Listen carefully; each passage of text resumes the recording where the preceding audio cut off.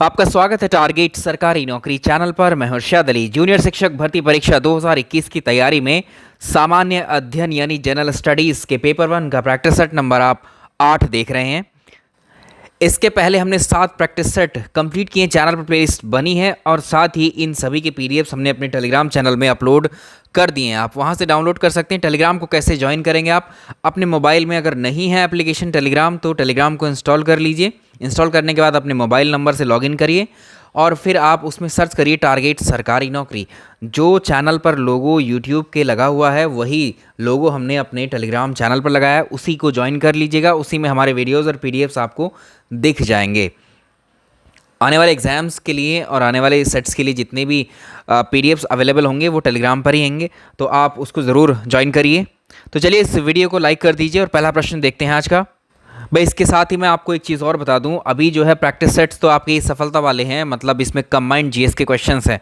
हम अभी आपको अलग अलग विषयों के, जैसे आपके विज्ञान के अलग अलग विषयों के प्रैक्टिस सेट्स रहेंगे, भूगोल के अलग, पर्यावरण के अलग, इस तरह से अलग अलग विषयों के प्रैक्टिस सेट जिसमें हम टॉप 100 क्वेश्चंस को ले लेंगे। उस तरह से आपकी प्रैक्टिस भी अभी करवाएंगे, तो उनको भी ज़रूर देख लीजिएगा।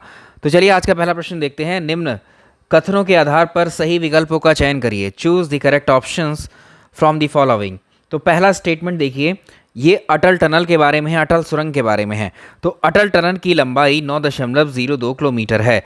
अगर अटल टनल की हम बात करें, ये किस राज्य में है ये सुरंग?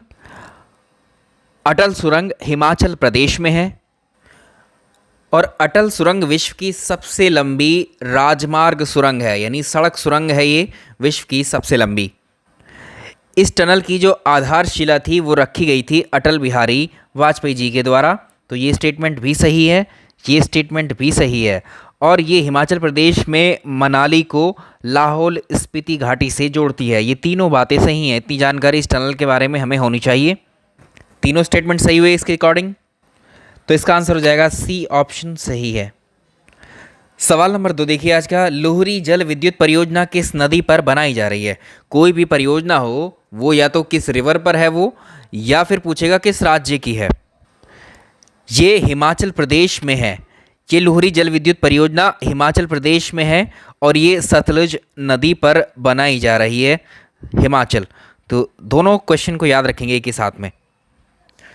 सवाल अगला देखेंगे। ग्लोबल हंगर इंडेक्स 2020 के अनुसार किस देश को प्रथम स्थान प्राप्त हुआ है? कोई भी इंडेक्स आपसे जब पूछी जाती है तो उस इंडेक्स में सबसे पहले तो उसमें प्रथम रैंक यानी प्रथम स्थान किसको दिया गया है उस इंडेक्स में, उसके बाद उसमें भारत की रैंकिंग को पूछता है। और तीसरा सवाल इसमें बनता है कि कौन जारी करता है, कौन संस्था जारी करती है किसी भी इंडेक्स को।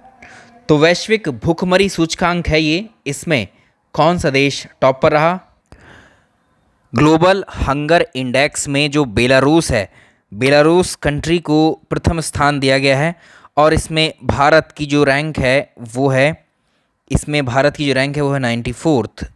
ठीक है, तो याद रखेंगे ग्लोबल हंगर इंडेक्स 2020 की रिपोर्ट के अनुसार प्रथम स्थान जो दिया गया है वो बेलारूस को दिया गया है और 94th पोजीशन पर है भारत आउट ऑफ 107 कंट्रीज़। ठीक है, तो सिर्फ इतना ही याद रखिए। इस रिपोर्ट को जारी करता है international food policy research institute. Next, जल शक्ति मंत्रालय के नवीनतम आंकड़ों के अनुसार कौन सा राज्य हर घर जल घर तक पहुंचाने वाला प्रथम राज्य बना है? इसमें एक्चुअली ऐसा स्टेट है जिसने अपने राज्य में जो है ऐसा स्टेट अब जिसने अपने ज़िलों में क्या किया है, हर घर में नल की सुविधा को एक तरीके से जोड़ दिया है। तो जल शक्ति मंत्रालय के जो नवीनतम आंकड़े आए उसमें हर घर योजना जो है वो गोवा की है। तो इसने गोवा ने क्या किया है, गोवा राज्य ने भारत सरकार के द्वारा निर्धारित लक्ष्य 2024 तक हर घर जल योजना को जो है एक तरीके से सर्वप्रथम प्राप्त करने में सफलता हासिल की है। तो इसका आंसर हो जाएगा गोवा। किस राज्य सरकार के पर्यावरण और वन विभाग के द्वारा प्यार का पौधा अभियान की शुरुआत की गई है? और ये किया गया बिहार राज्य के द्वारा इसको शुरू। और इसमें जो है वृक्षारोपण, एक तरीके से इसका उद्देश्य क्या है, वृक्षारोपण यानी पेड़ों को लगाना है ज़्यादा से ज़्यादा। निम्नलिखित में से कौन सा कोशिका अंग या ऑर्गेनल जो है आनुवांशिकी अभियांत्रिकी से संबंधित है, जेनेटिक इंजीनियरिंग से संबंधित कौन सा है? तो ये है आपका प्लाज्मिड। जो प्लाज्मिड है, इस प्लाज्मिड जो जीवाणु कोशिका है, ये प्लाज्मिड जो होते हैं, जो जीवाणु की कोशिकाएं होती हैं, उसमें स्वतंत्र रूप से एंटीबॉडीज़ बनाने के लिए जाने जाते हैं, सक्षम होते हैं इतना इसमें। और इसका उपयोग जो है फसल और जो जीवों की किस्म बनाने में किया जाता है प्लाज्मिड का। नेक्स्ट, एक गिलास पानी पीने से कितनी कैलोरी ऊर्जा मिलती है? पानी पीने से हमें ऊर्जा नहीं मिलती है, याद रखिएगा, पानी से ऊर्जा नहीं मिलती है, यानी 0 कैलोरी ऊर्जा मिलती है। नेक्स्ट, जनगणना 2011 के अनुसार भारत में जनसंख्या में दशकीय वृद्धि दर सबसे ज़्यादा किस डिकेड में रही थी? अगर हम डिकेडियल ग्रोथ की बात करें जनसंख्या की, तो यहाँ देखिए भारत में दशकीय वृद्धि, ये 10-10 साल का टाइम पीरियड है। 1951 से 61 के बीच में जो जनसंख्या वृद्धि की दर थी वो थी 22.5%। 1961 से 71 के बीच में 24.80% थी, और 71 से 81 के बीच में 24.66% थी, और 91 से 2001 के बीच में ये 21.54% थी। अब यहाँ से देख लीजिए सबसे ज़्यादा इसमें किसमें है, ये है वर्ष 1961 से 71, यानी इन 10 साल में 24.80 ये सर्वाधिक थी दशकीय वृद्धि। फर्स्ट पर है ये, और सेकंड पर इसके बाद में नंबर आता है 71 से 81 वाले का सेकंड। ठीक है, इस तरह से आप कर लेंगे। अब पूर्ण आंतरिक परावर्तन होता है जब प्रकाश जाता है। जो टोटल इंटरनल रिफ्लेक्शन की जो घटना है ये कब होती है? जब प्रकाश कहाँ से कहाँ जाता है? इसका आंसर होगा ये हीरे से जब कांच में जाएगी, डायमंड से ये ग्लास में जब जाएगी। या इसी सवाल को ऐसे पूछता है कि जो हीरा चमकता है वो किसकी वजह से चमकता है? वो टोटल इंटरनल रिफ्लेक्शन की वजह से ही चमकता है हीरा, डायमंड। द्रवित पेट्रोलियम गैस यानी एलपीजी मुख्य रूप से किस चीज़ का मिश्रण है? जो एलपीजी के सिलेंडर्स होते हैं, या जो एलपीजी होती है, ये प्रोपेन और ब्यूटेन, इसमें मैक्सिमम होता है। प्रोपेन और ब्यूटेन इसके मुख्य घटक होते हैं। भारत में वर्तमान में सबसे बड़ा राष्ट्रीयकृत वाणिज्य बैंक कौन सा है? कौन सा है नेशनलाइज्ड कमर्शियल बैंक इंडिया का? भारत का सबसे बड़ा जो राष्ट्रीयकृत वाणिज्य बैंक है वो स्टेट बैंक ऑफ इंडिया है, स्टेट बैंक ऑफ इंडिया। इसकी स्थापना जो की गई थी वो 1 जुलाई 1955 में की गई थी। अगर वर्तमान में पूछे आपसे भारत में राष्ट्रीयकृत बैंक कितने हैं इस तरह से, जो पब्लिक सेक्टर बैंक हैं, तो कुल मिलाकर 12 बैंक ही बचे हैं अब इंडिया में। ठीक है, 12 बैंक हैं जो कैसे हैं, पब्लिक सेक्टर बैंक है, सरकारी बैंक हैं, जिनमें सबसे बड़ा स्टेट बैंक ऑफ इंडिया है। 12वीं पंचवर्षीय योजना का समापन किस वर्ष में अंत हुआ? भारत में पहली जो पंचवर्षीय योजना आई थी वो 51 से 56 तक, यानी पंचवर्षीय योजना का मतलब ही होता है कि 5 वर्ष के लिए कोई प्लानिंग की गई हो देश के हित में। तो 51 से 56 तक की 51 से 56 तक पहली पंचवर्षीय योजना थी। उसके बाद अगर अंतिम देखें तो ये 2012 होगा। ठीक है, 2012 से 17 तक, 2012 से 17 तक ये अंतिम थी। तो अंत कब हुआ है? 17 में। पंचवर्षीय योजनाओं को बनाने का कार्य किसका था? प्लानिंग कमीशन का, योजना आयोग का। योजना आयोग को जो है 31 दिसंबर वर्ष 2014 में ख़त्म कर दिया गया। उसकी जगह पर 1 जनवरी 2015 से नीति आयोग आ गया है। नेक्स्ट देखें, मध्याह्न भोजन योजना हेतु किसके द्वारा प्रबंध और वित्तीय व्यवस्था की जाती है? मिड डे मील की जो स्कीम है वो किसके द्वारा फाइनेंस की जाती है? ये मिड डे मील का जो ये प्रोग्राम था, ये कार्यक्रम ये शुरू किया गया था 15 अगस्त। ये डेट भी पूछी जाती है आपसे। ठीक है, 15 अगस्त 1995 में शुरू किया गया था इसको, और इसको शुरू किया गया था मानव संसाधन विकास मंत्रालय के द्वारा। ऑप्शन डी, तो इसका आंसर होगा ministry of human resource development. Next देखिए, निम्नलिखित में से कौन सा शब्द भारतीय संविधान की प्रस्तावना में नहीं है? संविधान की प्रस्तावना में सोवरेन, सेकुलर, डेमोक्रेटिक, ये तीनों शब्द हैं, लेकिन फेडरल या संघीय व्यवस्था या इस शब्द को जो है प्रियम्बल में नहीं रखा गया है, लेकिन इसको जो है आर्टिकल 1 में रखा गया है। ठीक है, ये आर्टिकल 1 में है या पार्ट 1 में है ये शब्द। ठीक है, या ऐसे कह सकते हैं भारत जो है राज्यों का संघ होगा, इतना बताया हुआ है किसमें? आर्टिकल 1 में। ऑब्जेक्टिव ऑफ वेलफेयर स्टेट, कल्याणकारी राज्य के क्या उद्देश्य हो सकते हैं? एक कल्याणकारी राज्य का यह ऑब्जेक्टिव एक तरीके से वेलफेयर स्टेट कैसे बनाई जा सकती है। एक राज्य की क्या क्या ड्यूटी हो सकती हैं अपने नागरिकों के लिए। राज्य अपने नागरिकों में जो है एक तो गरीबी, बीमारी, जो निरक्षरता है, ठीक है, और बहुत सारी जो कुरीतियाँ विद्यमान हैं पहले से ही, नशाखोरी जैसी हैं, ठीक है, तो इनको हटाने का कार्य कर सकता है, एक तरीके से इनसे निपटने का कार्य करता है, उसकी ड्यूटी है एक राज्य की। तो इसमें जो कमज़ोर वर्ग होते हैं, कमज़ोर वर्गों को एक तरीके से, कमज़ोर वर्गों के कल्याण का मैनेजमेंट एक तरीके से इसमें किया जाता है इस कल्याणकारी राज्य के उद्देश्य में। अगर इसमें देखें, आप सोचेंगे कि अधिकतम संख्या का अधिकतम कल्याण सुनिश्चित, ऐसा तो कभी पॉसिबल ही नहीं हो सकता है। अधिकतम संख्या को करने का मतलब है उसमें जो लोग वेल डेवलप्ड हैं, अच्छे खासे लोग हैं, जो अमीर हैं, उनका उनका एक तरीके से उनका कल्याण करना या उनके हित में कार्य करना ज़्यादा, उनको एक तरीके से और ज़्यादा प्रमोट नहीं किया जा सकता, क्योंकि सामाजिक स्तर पर उनका लेवल एक तरीके से ठीक है, इसलिए अधिकतम संख्या इसमें शामिल नहीं हो सकती है। हाँ, जो कमज़ोर तबके हैं हमारे देश में, हमारे राज्यों में, अलग अलग वीकर सेक्शंस जो होते हैं, उनके कल्याण के लिए राज्य आगे मतलब योजनाएं लेकर के आता है अलग अलग तरह की, वो प्रतिबद्ध है उनके लिए। तो ये सही है।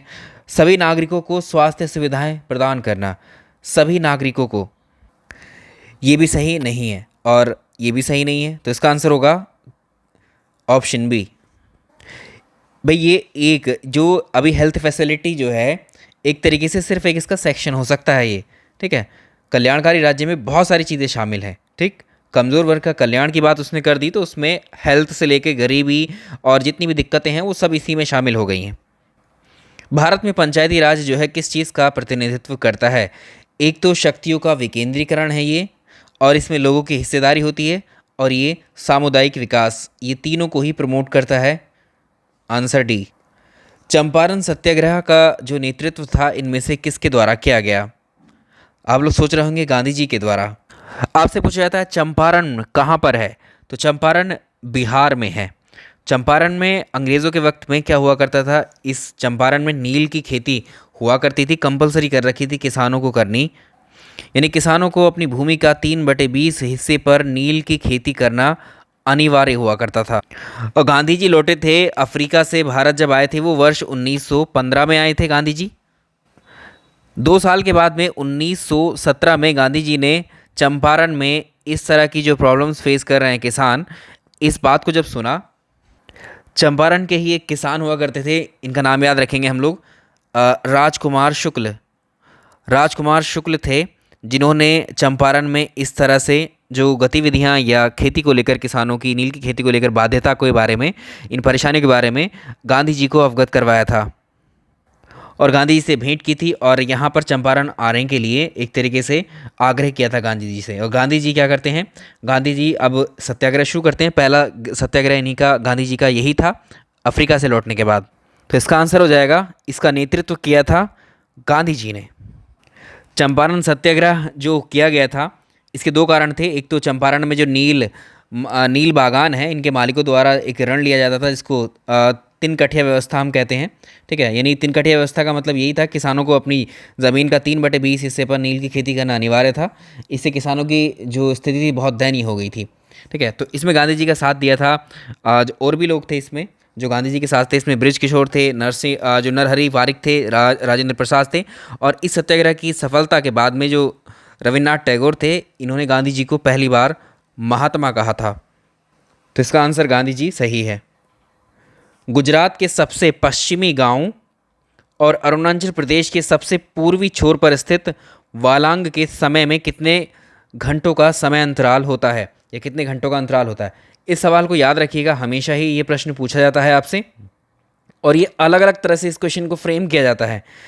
इसका आंसर कैसे देंगे आप, या इसका आंसर आपको कैसे पता होगा। यहाँ पर है अरुणाचल प्रदेश और यहाँ पर है गुजरात। तो ये जो गुजरात से गुजरने वाला और यहाँ गुजरात से गुजरने वाला और अरुणाचल प्रदेश से गुजरने वाला जो देशांतर है, ये इन दोनों देशांतर के बीच में जो समय अंतराल है वो 2 घंटे का होता है, 2 आवर्स का, ठीक है। या ऐसे भी कह सकते हैं, अरुणाचल का मतलब होता है, सबसे पहले ये सवाल पूछा जाता है कि भारत में सबसे पहले सूर्योदय कहाँ पर होता है, तो अरुणाचल प्रदेश में ही होता है। और इसके 2 घंटे बाद सूर्योदय होता है कहाँ पर, गुजरात में, ठीक है। तो इन दोनों पॉइंट्स के बीच में गुजरात और अरुणाचल प्रदेश के जो मैक्सिमम पॉइंट्स हैं, तो इन दोनों के बीच में जो समय अंतराल है वो 2 घंटों का होता है, 2 आवर्स का होता है। अब इन दोनों के बारे में आपसे पूछ सकता है, ये देशांतर और ये देशांतर जो हैं इनके एग्जैक्ट वैल्यू आपको पता है, हमने डिस्कस किया था इसको पहले ही। तो ये वाला जो होता है ये है 68 डिग्री 7 मिनट, और ये वाला है आपका 97 डिग्री 25 मिनट का। निम्नलिखित में से कौन सा जलप्रपात नर्मदा नदी पर नहीं बना हुआ है?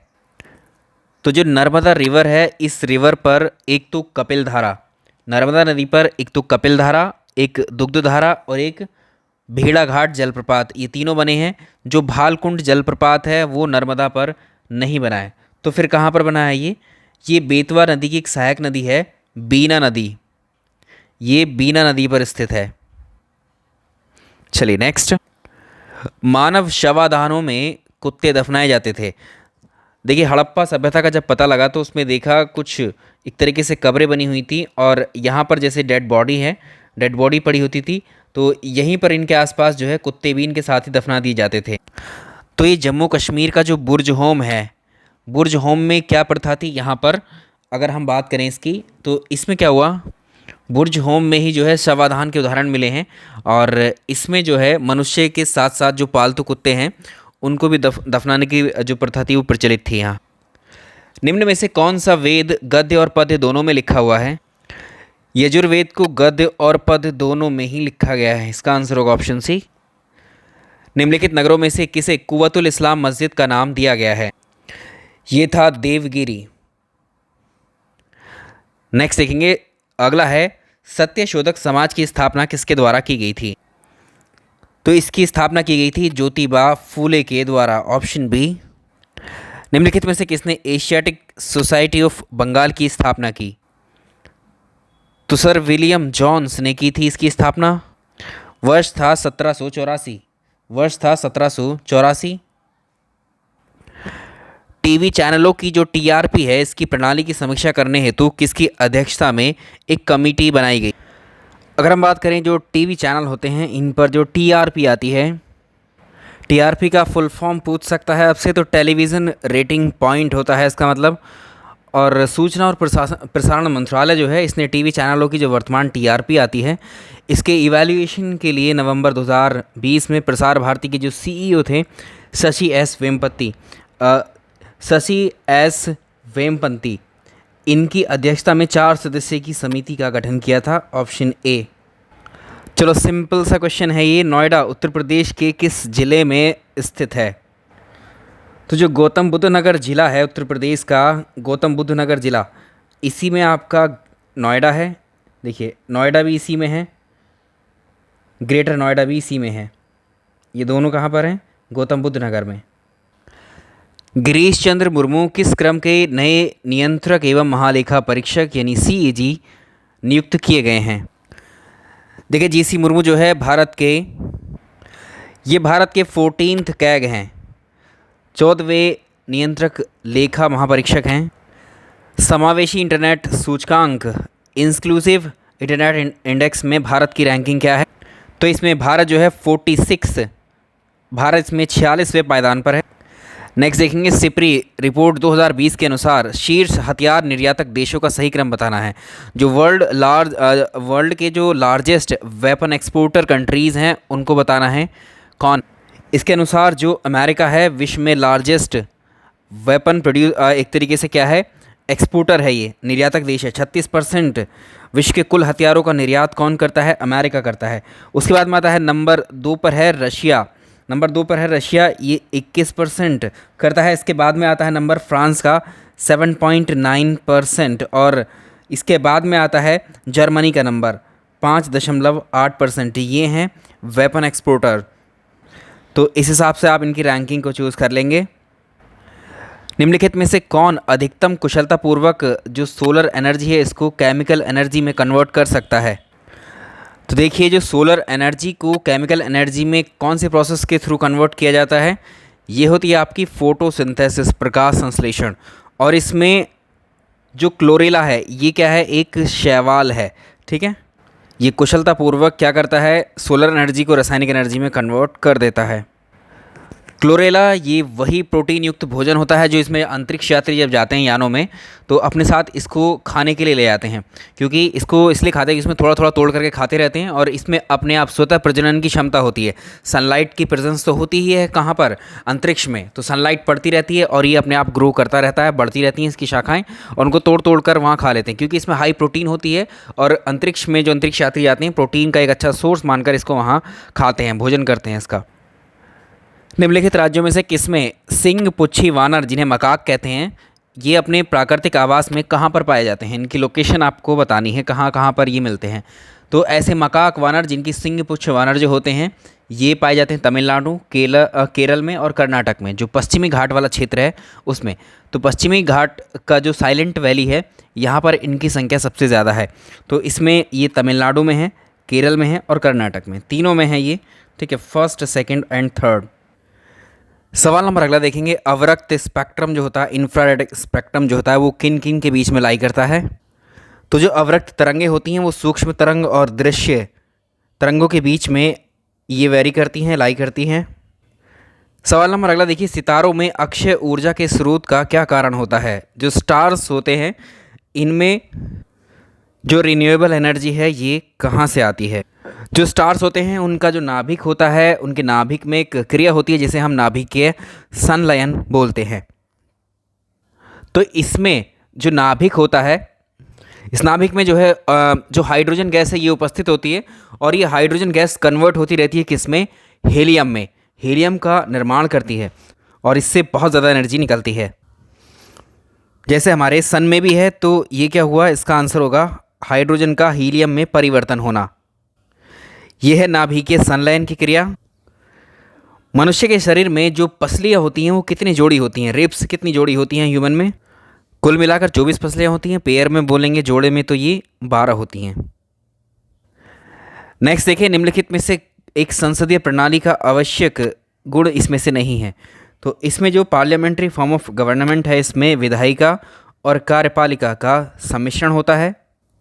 हाँ, ये बात बिल्कुल सही है। इसमें नॉमिनल हेड ऑफ स्टेट होता है, राज्य का या आप कह सकते हैं देश का नाम मात्र का अध्यक्ष होता है, बिल्कुल जैसे भारत के राष्ट्रपति।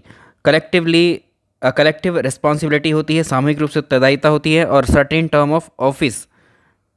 अगर जो कार्यपालिका होती है इसका जो कार्यकाल है ये फिक्स नहीं होता है, वास्तविक हम बोलते हैं जैसे 5 वर्ष के लिए, वो तभी तक होता है